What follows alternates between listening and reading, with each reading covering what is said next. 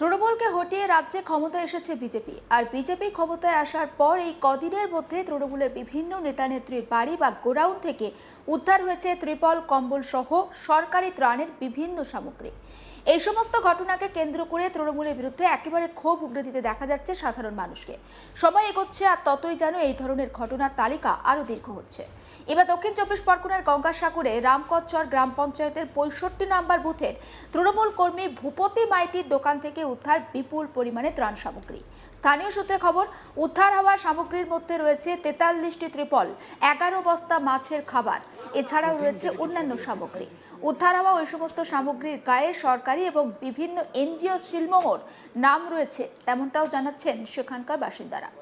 যদিও তৃণমূল কর্মী ভূপতি মাইতির সাফাই, ওই সামগ্রীগুলো আমার নয়, ওই এলাকা তৃণমূলের বুথ সভাপতি ভোটের আগে নিজের দায়িত্বে এই জিনিসগুলো আমার দোকানে রেখে গিয়েছিল। একবার শোনায় তৃণমূল কর্মী ভূপতি মাইতির বক্তব্য।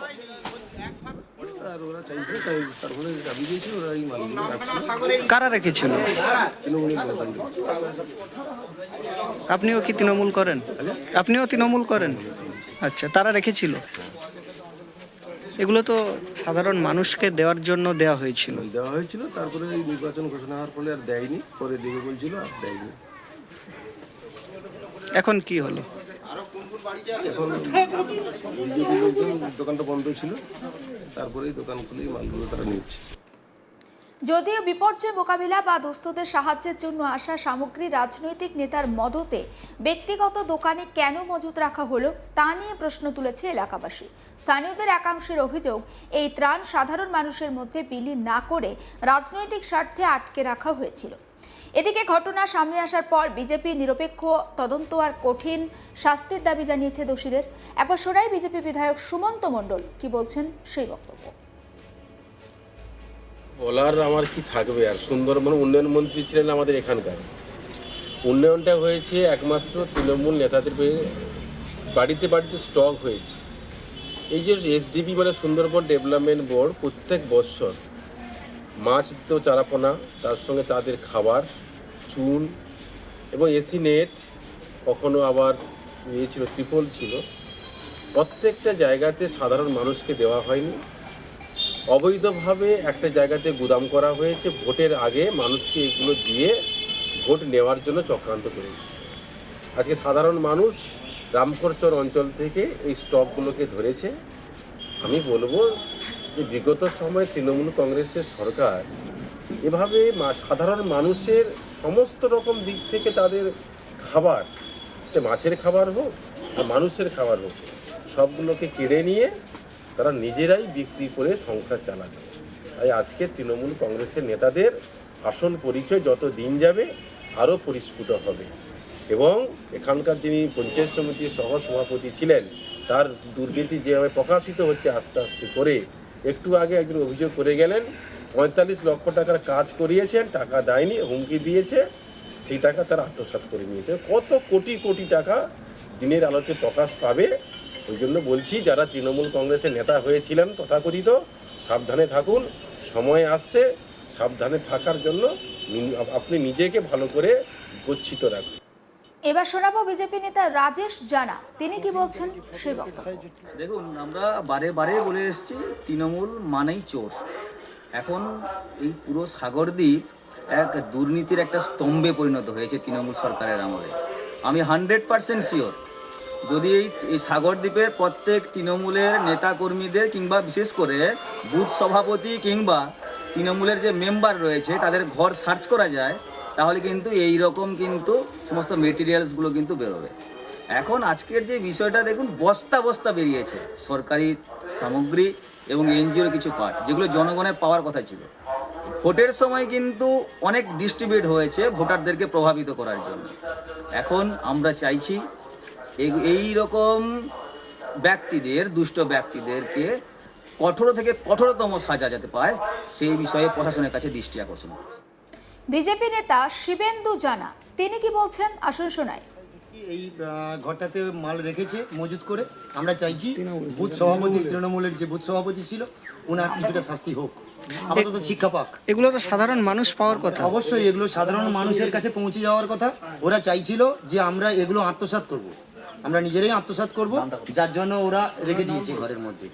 বুথ সভাপতি ছিল দেবাশিস মাইতি। তারপর এখন এখন এগুলো বের হয়েছে, বিডিও সাহেবের কাছে যাবে, সরকারি মাল সরকারি ঘরে চলে যাবে।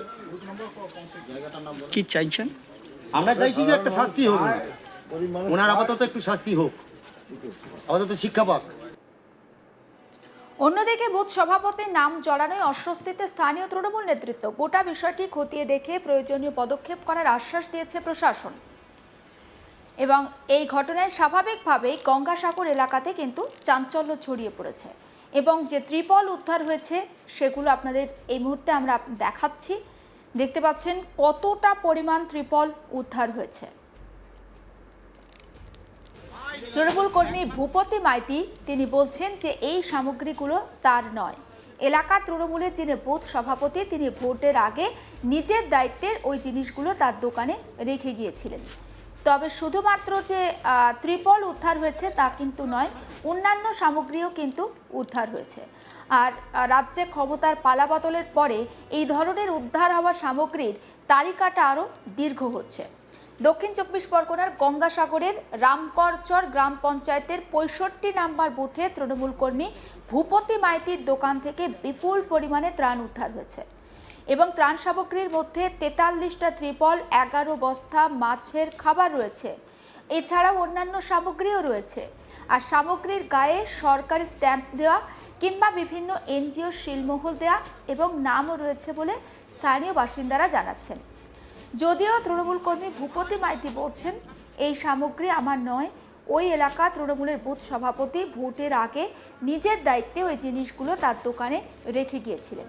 স্বাভাবিকভাবেই বিপর্যয় মোকাবিলা, দুস্থ মানুষদের সাহায্যের জন্য আমরা জানি যে ত্রাণ সামগ্রী আসে, কিন্তু সেগুলো কার মদতে বা কোন রাজনৈতিক নেতার মদতে ব্যক্তিগত দোকানে মজুত রাখা হলো সেটা নিয়েও প্রশ্ন তুলেছেন এলাকার বাসিন্দারা।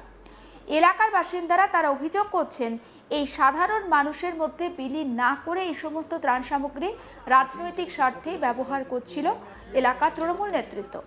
ঘটনার সামনে আসার পর বিষয়টি নিয়ে বিজেপি নিরপেক্ষ তদন্তের দাবি জানিয়েছে এবং তারা দোষীদের কঠোর শাস্তিরও দাবি জানিয়েছে। আরও একবার শোনাই বিজেপি বিধায়ক সুমন্ত মণ্ডলের বক্তব্য।